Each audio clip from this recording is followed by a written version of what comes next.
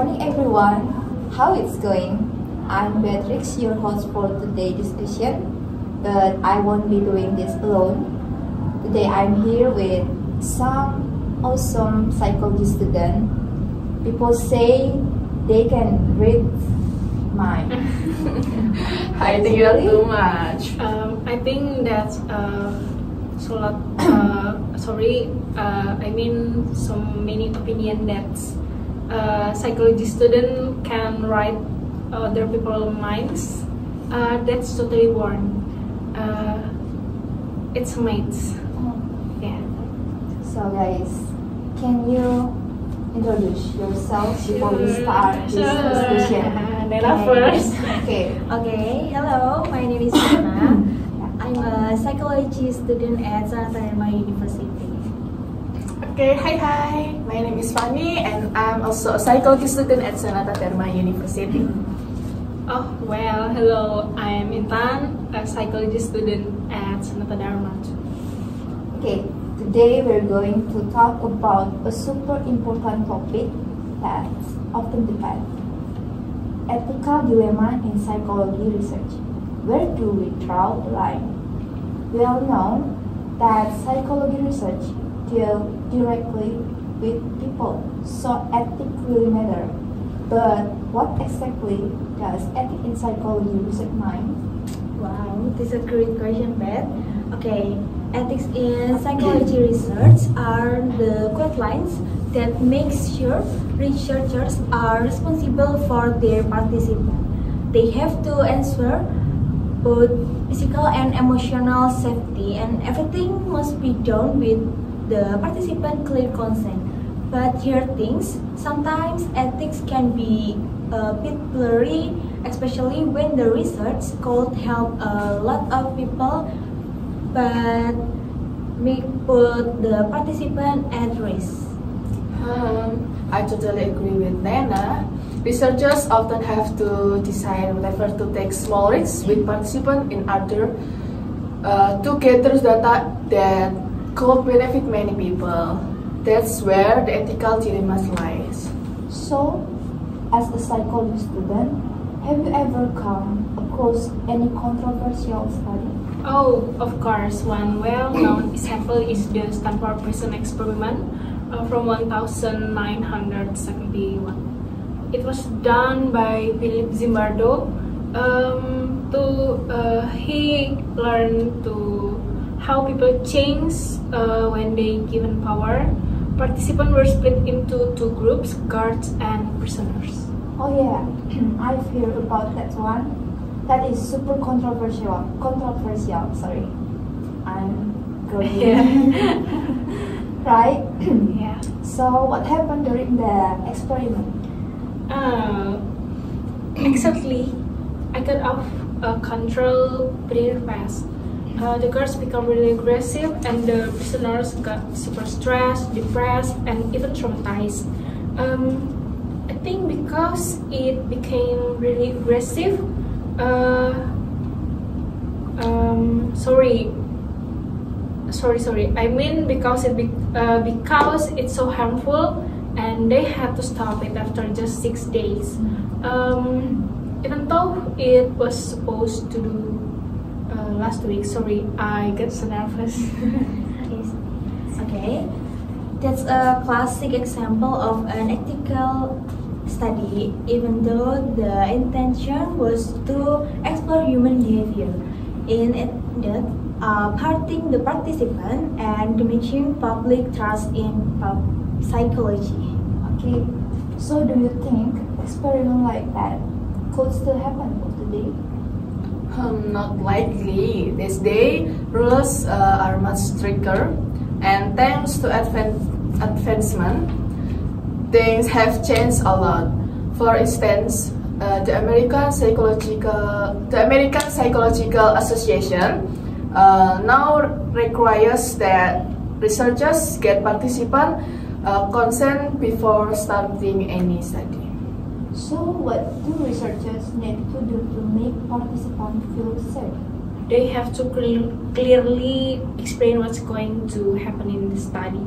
That way people know what to expect and cannot really decide if they want to take part.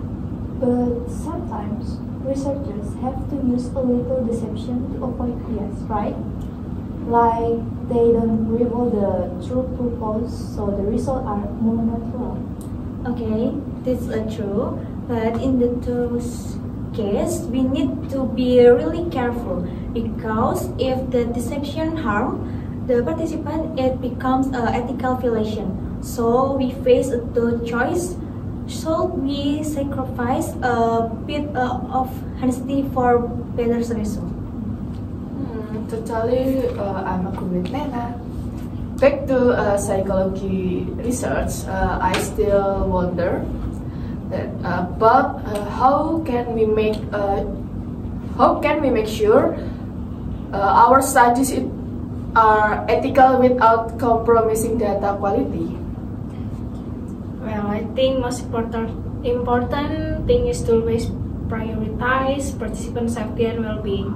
For example, if a study could cause a serious stress, we should reconsider it. Because maybe there's a safer way to get the same results. But what if a study can avoid a little discomfort, yet the result could really help society? That's it. That's the ethical dilemma we often face. In my opinion, we need to draw a clear line on, however, how far we can go without causing harm. If we know the risk is high, then we should create strict protocol to minimize dangers. Let's reflect a bit. Suppose there are experiments that could save many lives, but it might cause emotional distress to a few participants. If you were the research, would you go through with it? That's a really good. If participants fully understand the risk and still choose to join, I think it might be okay. But we need strong supervision and psychological support afterward. I agree with Nena. But what if they don't fully understand the emotional impact? Maybe they just trust the researchers and aren't fully aware of the risks. That's exactly why post-study counseling is very important. It helps participants deal with any emotional effects. So researchers are responsible not just during the study but also after it ends. So, with teach growing so fast this day, we can even use AI in research. Do you think AI could replace human participants to reduce risk? Okay, if AI could really replace human trial, that will reduce a lot of risk. But the question is, are our ethical standards ready for such rapid changes? True, as the technology evolves, our ethical guidelines need to evolve too. That should never come at the cost of human rights and well-being. Wow, that's a long but meaningful discussion. We have learned that ethics in psychology research is super important. We should always ask ourselves, is this research safe for the participant, or we putting their well-being first? Okay, exactly. And if we ignore ethics, we could destroy the credibility of our research. Public trust in psychology will disappear. Right, Nena. Ethics isn't just about following rules.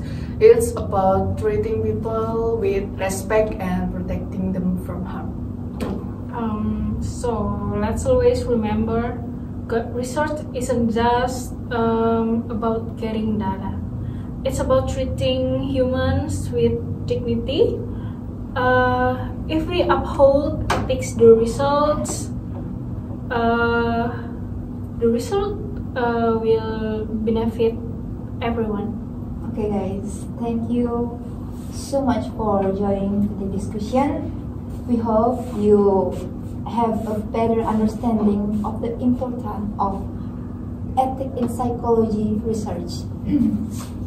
If you have a more question, feel free to reach out, and if you want to join our future discussion, drop a comment or DM me.